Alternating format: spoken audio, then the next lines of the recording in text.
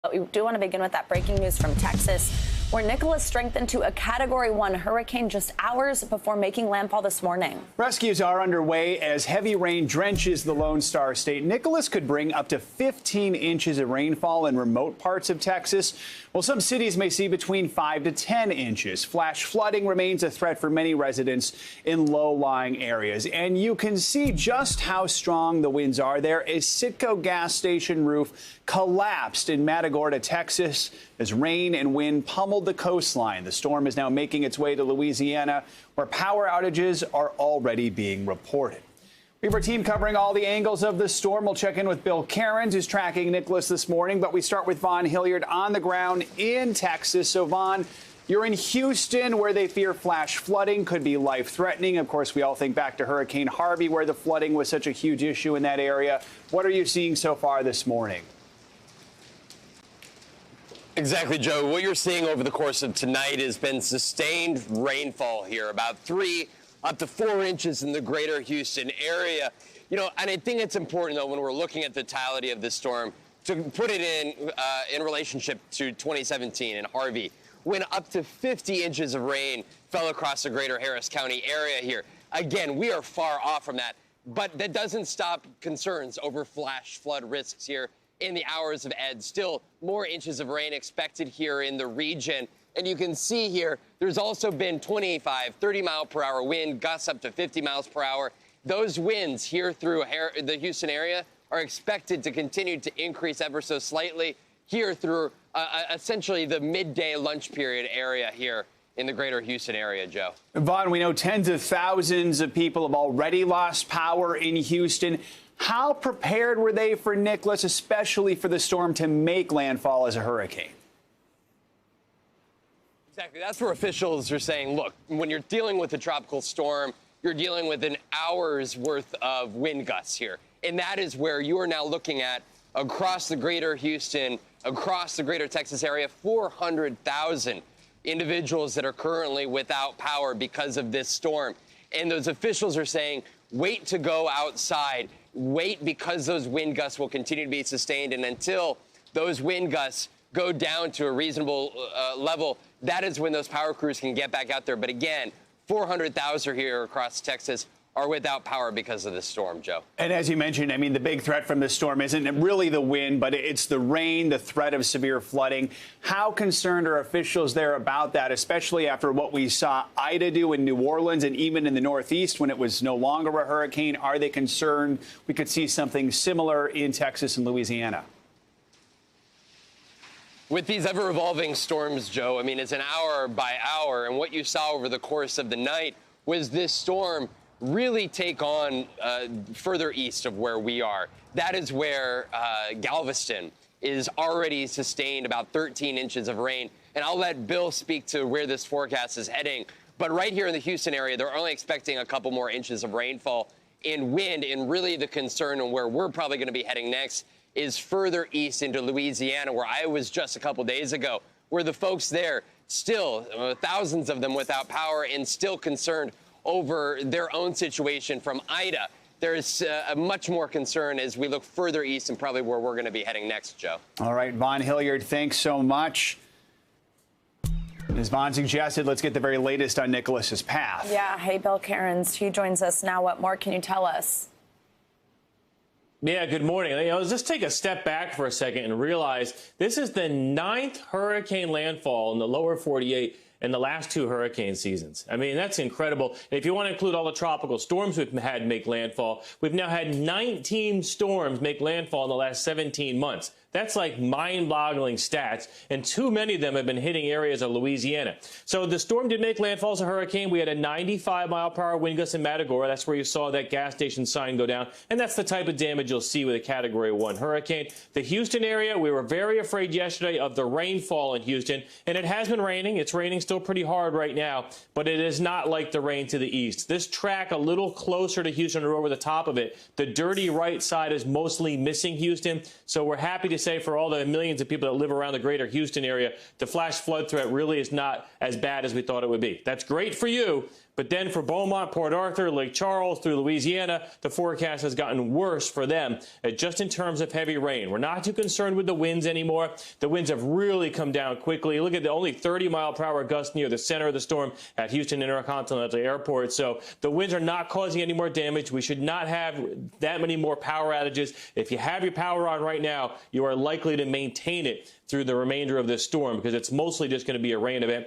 The 5 o'clock update had 70-mile-per-hour winds. I think this next update will be like 60 or 55. The winds have really weakened quickly with this storm. So the story today, tonight, and into tomorrow, maybe even into Thursday, this thing is just going to do a slow jog into Louisiana, and that means the chance for some really heavy rainfall totals. Flash flood watch includes areas all the way through Biloxi and even Mobile. 10 million people included in this. Notice that the Houston area is not. All of the heavy rain is east of Houston. And look at that rainfall total in New Orleans. Everyone's waking up this morning and going, what? The storm's in Houston. Why are we getting so much rain? Up to 10 inches possible from New Orleans all the way through southern Louisiana to Lake Charles. This is the area that's been hit by so many storms. It's ridiculous. So that's the area of concern, guys. We don't have a lot of other weather concerns out there today, a few storms in the Midwest, but you got to feel for Louisiana. I mean, they just can't win. Yeah, this year and last year, too. All right. Bill, thanks so much. Appreciate it. Bill, we'll check in a bit. Some top scientists are now questioning the need for coronavirus booster shots less than a week before that third dose could become available to all fully vaccinated Americans. An expert review by international scientists, including some at the World Health Organization and the FDA, found the vaccines are still highly effective against severe cases of COVID, including the Delta variant. As of now, nearly 54% of Americans could be coming back for that third dose soon. But it's still unclear who of that 54% will be at the front of the line. An FDA committee is meeting Friday to review Pfizer's booster, the only vaccine that submitted data for a third dose so far, and they'll discuss who should get that shot and when. Dr. Amesh Adalja is here to help us understand all of this. He's a senior scholar at the Johns Hopkins Center for Health Security. Dr. Adalja, good morning. Thanks for joining us today. So what do you make of this expert review on booster shots? We've heard you need them. Now maybe we don't need them. I mean, if top scientists say the vaccines still offer good protection, should we hold off on them for now? I do think that for healthy people, the argument that we need boosters isn't a very strong one. There's not clinical data to show that we're having erosion of what the vaccine does when it comes to serious disease, hospitalization, and death. We may need boosters sometime down the road, but I don't think September 20th or 6 months or 8 months is going to be the magic number. I think we have to be proactive about it. But when we look at healthy people and see who's getting hospitalized after they've been vaccinated, it's not the vaccinated individuals. And I think we have to ask, what did we want this vaccine to do? And it was to prevent serious illness. And these vaccines are holding up really well. So I don't think that this is something that we should be moving forward with until there's strong clinical data to back it up. So, Doctor, if we put aside healthy people, and we know that immunocompromised Americans are already getting that booster shot, which includes a lot of elderly people, who should come next? I mean, what could this rollout look like, even if we take out those healthy people? The next group that might need to have a third dose would probably be those that live in nursing homes, those that are above the age of 75 properly. I think those subgroups, you might see some erosion, or there's at least some hint of erosion that people have been mentioning. But again, we still need clinical data to see that. And when it comes to the immunocompromised, remember that third dose isn't really a booster. It's a modification of the primary series, meaning they need 3 doses up front. It's not because they need to be boosted. It's because they don't usually respond to the 2-dose regimen, and they were getting hospitalized at higher rates with breakthroughs. So that was a totally different process, and one that was really well supported by clinical data. And now, Dr. Adalja, before I let you go, I want to ask you a question about vaccine mandates and specifically for airline passengers, because Dr. Anthony Fauci recently said that air travelers should get the coronavirus vaccine to fly. Given the fact that that's not required, we can imagine that people who are not vaccinated have been flying. What do you think of that, and what kind of impact would that have on the spread of the virus? Well, we know that the airlines have done a really tremendous job of making flight very, very safe with masks, their cleaning protocols, with their ventilation. So I don't know that there's a big marginal benefit if passengers are all vaccinated. That might be something you'd want to do if, for example, you're going to remove the masking requirement, which I don't think is going to be gone anytime soon. I think this is something that the airlines themselves should do. We know that United, for example, and Frontier have mandated vaccinations for their employees. This is something that they could do. I would certainly patronize an airline more if they had everybody on there vaccinated, but I don't know that this will accomplish much if it's done through government regulation. I think this should be left to the airlines to decide and do. Absolutely. And maybe, if anything, even if it doesn't help with spread on the planes, it would help with hesitancy if you needed to get that shot to go anywhere. Dr. Adalja, thank you so much. Always good to see you. France is joining other European countries in reimposing travel restrictions on some Americans. Since Sunday, the U.S. has been taken off France's safe list and put on the higher-risk orange list amid growing concerns about rising COVID-19 cases. NBC News foreign correspondent Molly Hunter joins us now from Paris. So, Molly, what are the new travel rules for Americans hoping to visit France, keeping in mind many probably booked their travel months ago when they didn't really think COVID would be as big of a deal as it is right now? Hey, Joe, that's right. Look, so if you are fully vaccinated and want to come to France as a tourist, no problem, no change. You can still do that. The changes are among anyone who's not vaccinated. So you now need an essential reason. So if you're not vaccinated, you can't come to France just as a tourist. You need to show a negative test. And once you're here, Joe, if you're unvaccinated, you need to quarantine for 7 days. Of course, the whole point is to encourage people to get vaccinated by removing privileges like walking into the country freely. Joe? So, Molly, we've seen over recent weeks protests against France's health pass, which is needed to enter certain venues and restaurants, similar to what we're seeing this week in New York. What do tourists make of it? Yeah, and I've already downloaded it. It was really user-friendly. You did also mention those protests. Just to be really clear and put it in context, they're not widely popular. So only 37% of French people polled actually approve of these protests. But I did speak with two Dutch women who are here for tourism. Take a quick listen to what they say may or may not be working about the health pass. Well, I know a lot of people who do not want to get vaccinated, and they will stick to the plan. They will not get vaccinated, and even if it restricts them, they're very firm about their beliefs. There are some people that doubt, like for instance, they didn't get their children vaccinated, and then they have doubts whether they can get, to have a family vacation, and they might move to vaccinations. But I know a lot of people that are really against the vaccination and this will not change. So, Joe, that's really interesting, actually, where they're from, of course, Holland. The Holland Parliament is going to be debating and talking about a similar pass later today. But their point was that they actually think the people who so staunchly don't believe in the vaccine, nothing's going to motivate them. So, nothing for travel, nothing for getting into restaurants. But I got to say, the health pass here, we downloaded it, we've used it, and restaurants and cafes are checking, really vigilantly to make sure that you are vaccinated or at least have a negative test. Joe? All right. Molly reporting from Paris. Thank you so much. Polling places opened this morning for a critical election in California. Voters there will decide the fate of Governor Gavin Newsom, who's facing a recall. More than 8 million ballots have already been returned during early voting. Yeah, and the latest polls show Newsom is likely to survive the attempt to remove him from office, but he isn't taking any chances, bringing in some heavy reinforcements ahead of today's vote. California, I mean this sincerely, the eyes of the nation are on you. I'm not joking. I'm not joking about that. You've got to vote no on the recall. Keep Gavin as governor.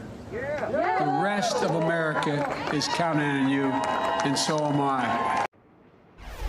Newsom's Republican challenger, Larry Elder, was actually one of the last names to be added to the ballot in California's recall election, but now he's the party's leading contender. So who is the candidate, and how did he become the GOP frontrunner? Here's NBC News Digital reporter Alex Seitzwald.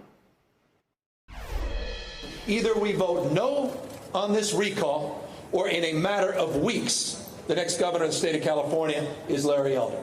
This election is about crime. Election is about homelessness. This election is about the fact that people are leaving California for the very first time.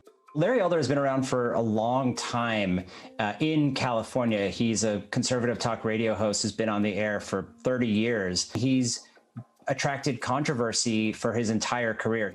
You could make an argument that the people that are owed reparations, and not only just black people, but also the people whose, quote, property, close quote, was taken away after the end of the Civil War. He got in this race super late, but he immediately shot to the top of the polls, largely because he already had this established base of support from his radio show. And he had a little bit of star power that the other kind of more conventional politician candidates lacked. So many Californians are angry about what's going on in this state regarding the cost of living, regarding homelessness.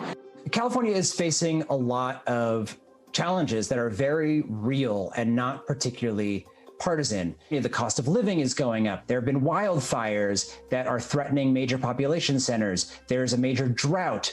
The price at which we're building houses is far more expensive than would be the case if the private sector did it.